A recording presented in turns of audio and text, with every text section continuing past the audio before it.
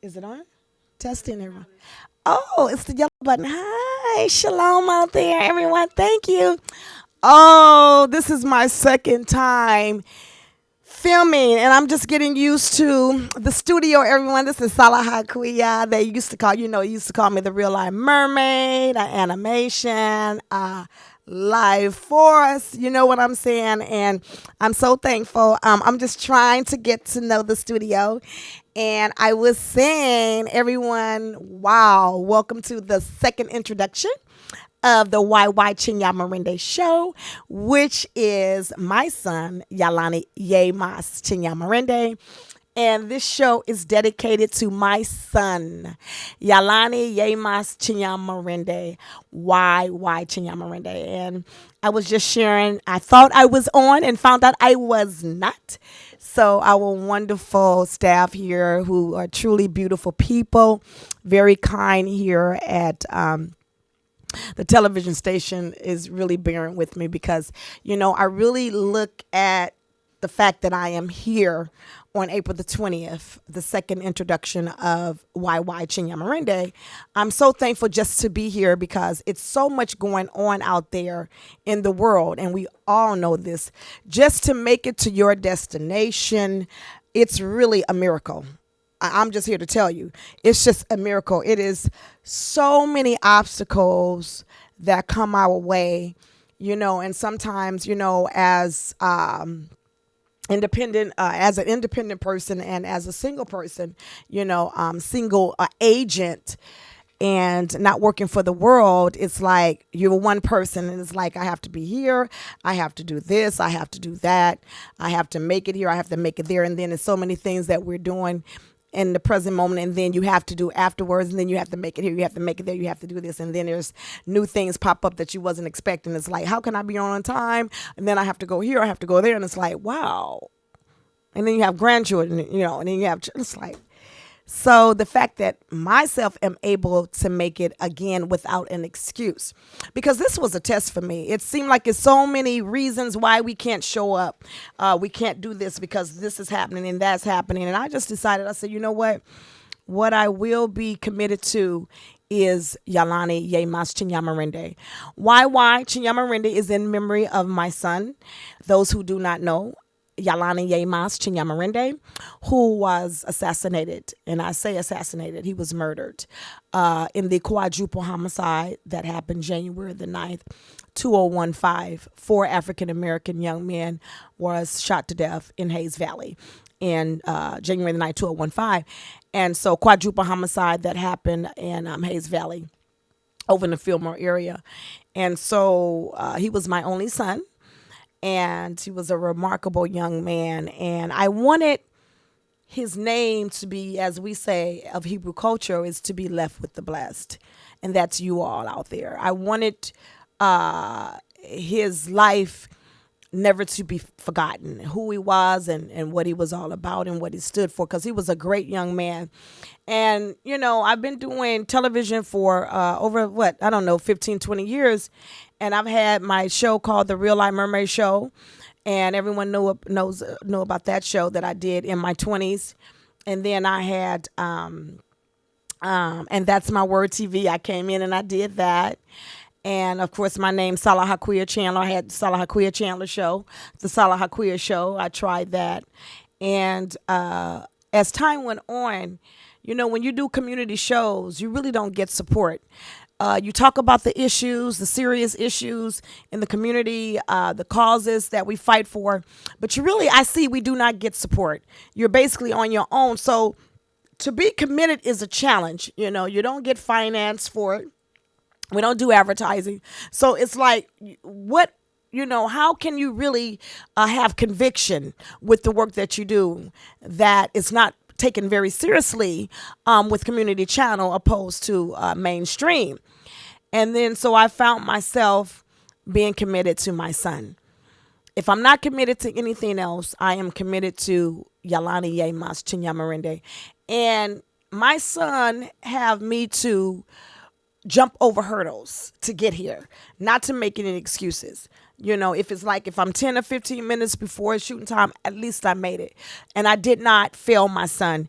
I did not let my son down because, I've been really observing a lot of the mothers, and especially in the commonly called African American community. And a lot of the mothers and families that I have noticed have lost so many children, especially the black community, have lost so many loved ones over the past 30, 40, and 50 years that it's horrific. And with so many of these young men being murdered, especially a lot of the men, black men, is that you barely hear their names. And I had a problem with that. I had a problem with not speaking my son's name, not introducing his name to the community as far as who he was, to have his name never to be spoken. I found myself in a depth of depression. And it's been 3 years, everyone. And no matter what I would do in the community and, to go forward and to help in any kind of way, I still felt that I was in this deep depression.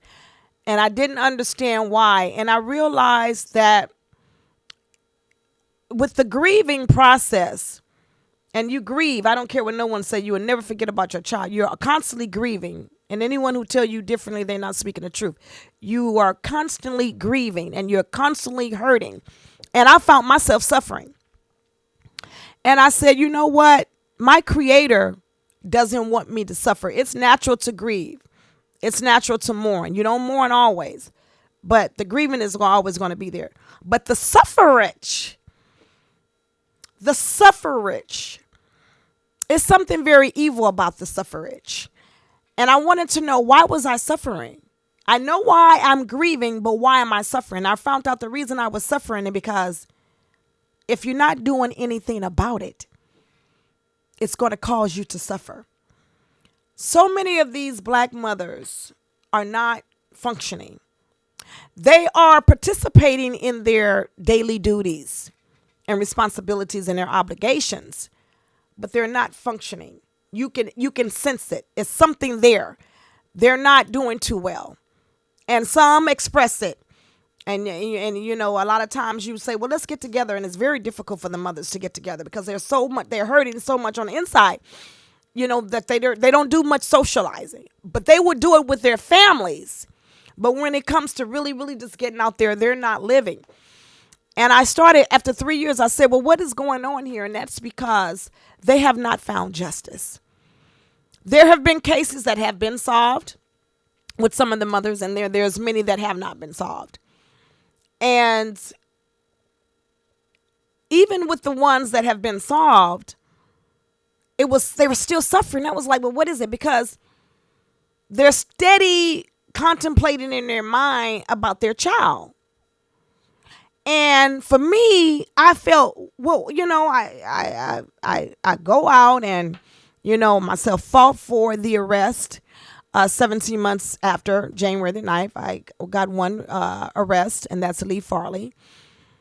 And there's 3 more killers out there. And myself fought and protested for 3 months and created the reward by way of London Breed assisting the $250,000 reward homicide, that if any person case have not been solved in 1 year, and there's someone who have seen or a witness or know something, they will give you the $250,000. However, it has to lead to an arrest, a conviction. It has to lead to a conviction. I fought for that for every person in San Francisco if the case have not been solved. So you'll know, Pastor Word, that if there's a case that have not been solved, you can it's a reward homicide fund. Whereas if you know anything or seen anything, you can go and you will be rewarded the $250,000. And not many people know that myself was the contribution to that, but I protested for 3 months over at City Hall to make that happen. Me and a couple of mothers assisted, and yes. And so myself did that. And then in Baby Hunters Point, I went to Malia Coins and I let her know that many of the families in the disenfranchised communities, preferably the African American community, had not been acknowledged. And that myself wanted to acknowledge all of those young men and some women, young women who had been murdered in San Francisco, that I wanted to acknowledge and have something to let them know that I was thinking about them. And that was the pose, the black, red, and green, that starts at Jamestown all the way to 3rd and Evans, 200 poles, and that we were taken from the continent of Africa and brought here as slaves. And in memory of my son and all of our people, I wanted my son legacy, because his name, YY, Yalani Yemas Yamurindi, is from Zimbabwe, the House of Reverence. So his theme is remembering Africa in America. And that's every year, remembering African America. So that's going to be the legacy that my son, I'm going to do every year for my son, is remembering the Africa in America. And so his birthday just passed, which was yesterday, April the 19th. And I wanted to know, he would have been 23. And I was pondering in my mind, what was I going to do for his birthday this year? And I was thinking, well, maybe I have another remembering Africa and America at Candlestick Park, which is one of my favorite parks. And, barbecue and, maybe do some arts and crafts or things like that with the children. Because my son was loyal to the children. He loved the babies. He was into the children. He said he had an epiphany. He said, I have an epiphany, Mom. He just woke up and said, what is an epiphany? He told my daughter that he felt that it was meant for him to work with children. And he was about 18 years old when he had that epiphany, he stated. He was very intelligent. Just listen to that word. He was so highly intelligent. And so what I decided to do for his birthday was to have a painting party, a cleaning party at my home, and a decorating party for me. Because my son always felt, he said, Mama, you've been doing this community work for so many years, and he felt that I had neglected myself. He felt I was getting nothing out of it. And I've given so much attention to the people because I'm a fighter for my community, my people. Anyone know I'm an abolitionist, and that's why I am a fighter of justice and truth. And he hated the fact that I was always given to the community. And so this year I said, what my son wants me to do is to do me, do something for you. And I was thinking, well, what's more than to have a nice, paint my whole house. I painted my home, had my whole home painted, had my rugs cleaned, and it changed my spirit. I said, happy birthday means to be happy. It does not mean to be sad. My son would not want me to be unhappy. And so I celebrated my son by doing something for me. And I felt in the universe that he was very, very pleased, and it helped me. It gave me a spirit to go forth and to celebrate life. And so now the next day I'm up and I'm getting out there, and I'm carrying a lot, and I've had about 20 bags that they just told me I had to take out of storage right before the show. And, and I'm like, or it was going to be thrown away. And I'm like, and I couldn't leave it outside once it was taken out of storage. But I had so much spirit. I wasn't complaining. I'm doing this all by myself. I don't have any help. I have a cart that seemed like the wheels is falling off. And I had all these plastic bags full of clothes and shoes and all kinds of things that I had accumulated over the years, because basically I'm a collector. And I wanted to save it, to have my garage sales, because I'm getting ready to do a fundraiser, because I'm running for the Board of Supervisors of Baby Hunters Point, District 10. I said, well, let me have a nice fundraiser. So instead of me throwing these things away, because I have been throwing a lot of stuff away that I've been given to me and collected, and I was like, I am not throwing these nice shoes that someone can wear, nice clothes, nice purses. I'm not doing it. So I had all these bags an hour before the show. Do I call the show once again and tell them, no, I'm not going to be here, because I only film twice a month, right?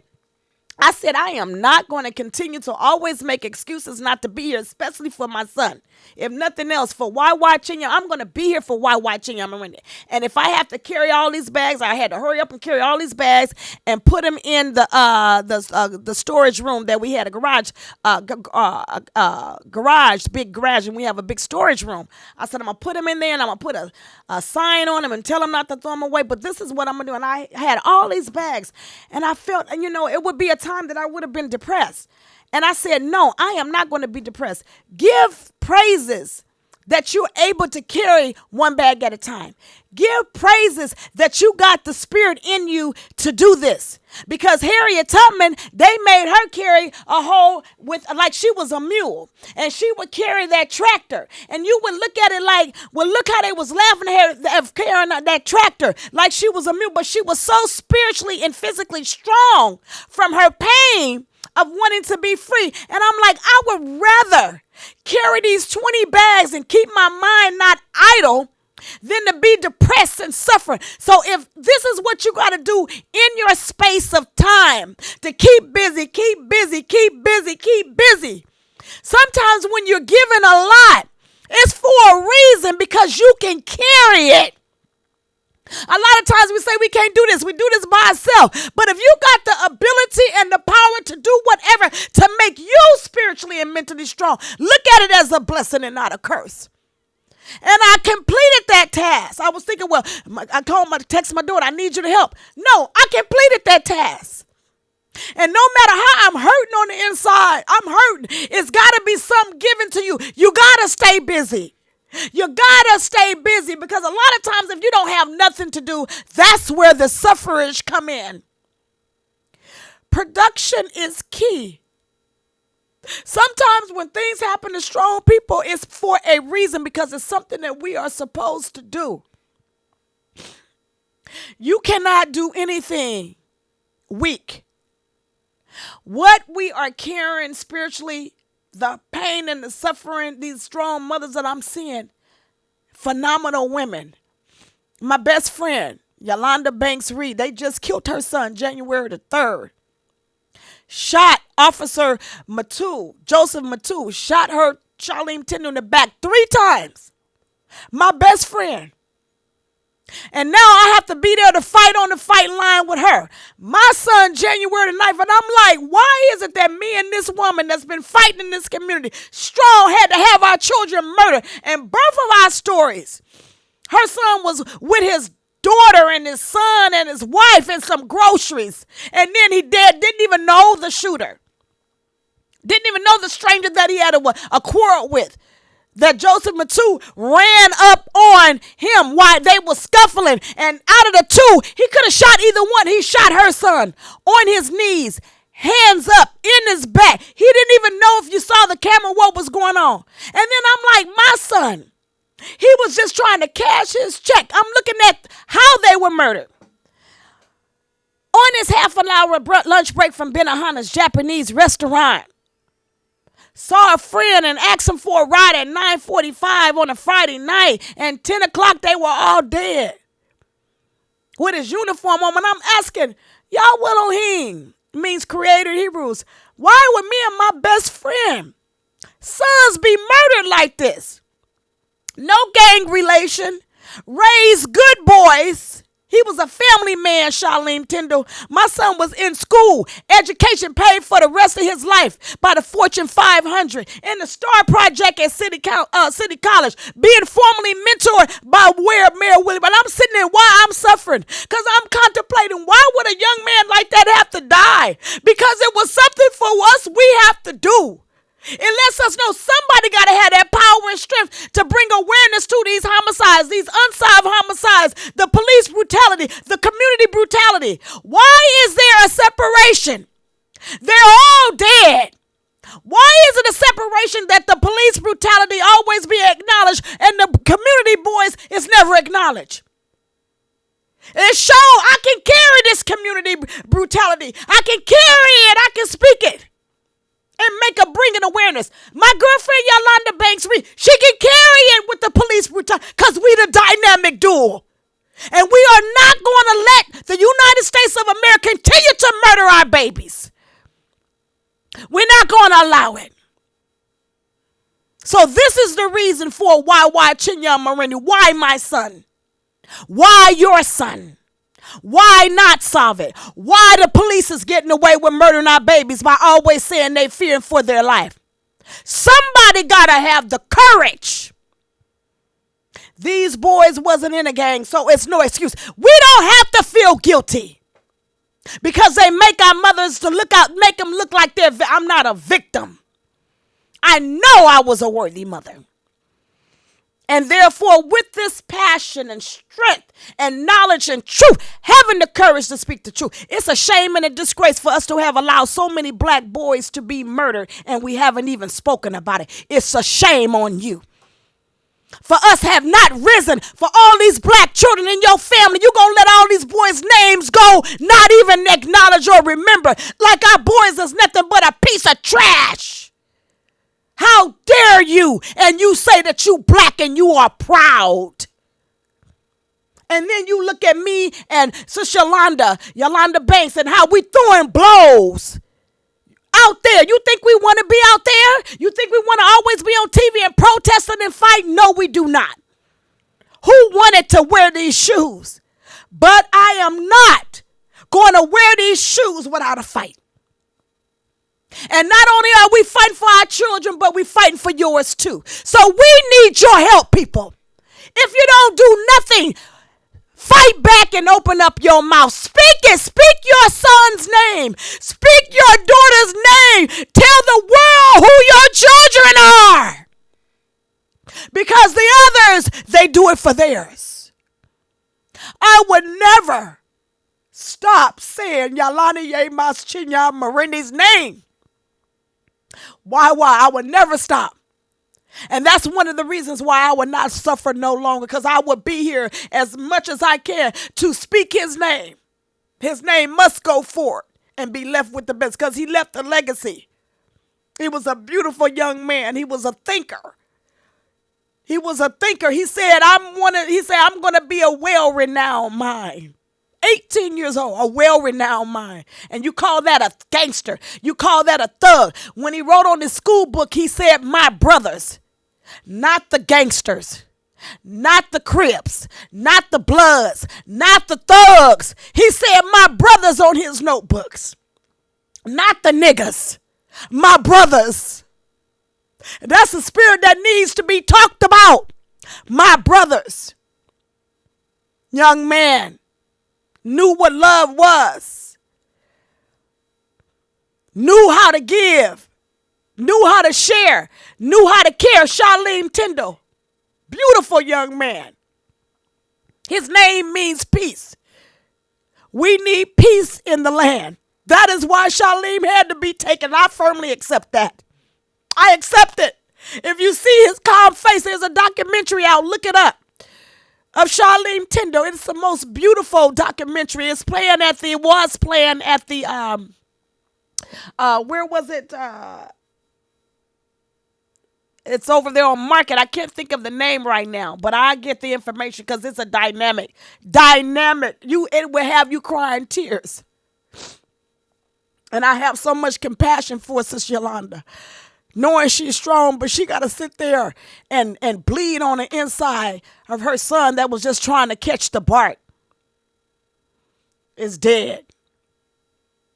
It's something going on in the universe. It's something going on in the atmosphere that we got a responsibility for us to go in ourselves and listen. Why are all our children? Why? All our children are being murdered and we're not doing anything. This don't have nothing to do with God, you say. The creator don't agree with this.